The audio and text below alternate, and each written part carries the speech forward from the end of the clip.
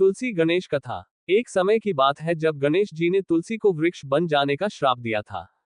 तुलसी देवी, जो युवा थी और नारायण के प्रति समर्पित थी, तपस्या के लिए तीर्थ स्थानों की यात्रा करते हुए गंगा के तट पर पहुंची।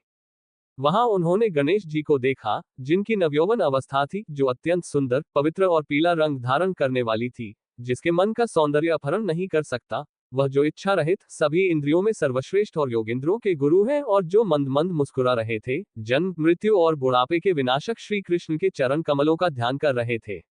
उन्हें देखकर तुलसी का मन गणेश जी की ओर आकर्षित हो गया। तब तुलसी उनसे लंबोदर और गजमुख होने का कारण पूछकर उनका उपहास करने लगे। जब गणेश जी का ध्यान भंग हुआ तो उन्होंने पूछा, वत्से, आप कौन है? तुम किसकी बेटी हो? आपके यहाँ आने का क्या कारण है? माँ, मुझे ये बुलाओ, क्योंकि शुभकामनाएं। तपस्वियों की साधना में विघ्न डालना सदैव पापपूर्ण एवं अशुभ होता है।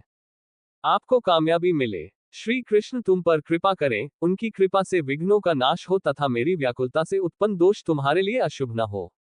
इस पर तुलसी ने कहा, प्रभु, मैं एक धार्मिक व्यक्ति की युवा पुत्री हूं और तपस्या में लीन हूं। मेरी ये तपस्या पति प्राप्ति के लिए है, अतः आप मेरे स्वामी बने। तुलसी की बात सुनकर प्रकांड ज्ञान से परिपूर्ण गणेश श्रीहरि का स्मरण करते हुए मधुर वाणी में तुलसी से बोले। गणेश बोले, हे माता, शादी करना भयानक है, इसलिए मुझे इस मामले में बिल्कुल भी दिलचस्पी नहीं है, क्योंकि विवाह दुख का कारण है, इससे कभी सुख नहीं मिलता।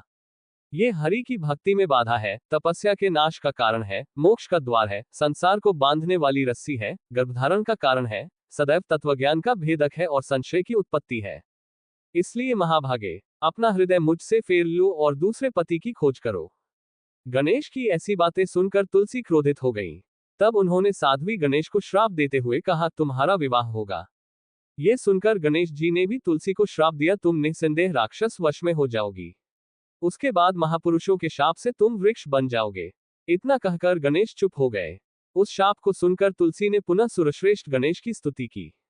तब गणेश जी ने प्रसन्न होकर तुलसी से कहा, गणेश ने कहा, रमणीय, तुम फूलों का सार बनोगी और तने से स्वयं नारायण की प्रिया बनोगी। महाभागे, वैसे तो सभी देवता आपसे प्रेम करेंगे, परंतु आप श्री कृष्ण को विशेष प्रिय होंगी। तुम्हारे द्वारा की गई पूजा मनुष्यों के लिए मोक्षदायक होगी और तुम मेरे लिए सदैव यज्ञमय रहोगी। तुलसी से ऐसा कहकर गणेश जी पुनः तपस्या करने चले गए। वह श्रीहरि की भक्ति में लीन हो गए और बद्रीनाथ के पास गए। इधर तुलसी देवी दुखी मन से पुष्कर पहुंची और वहीं निराश्रित रहकर दीर्घकाल तक तपस्या में लीन रही।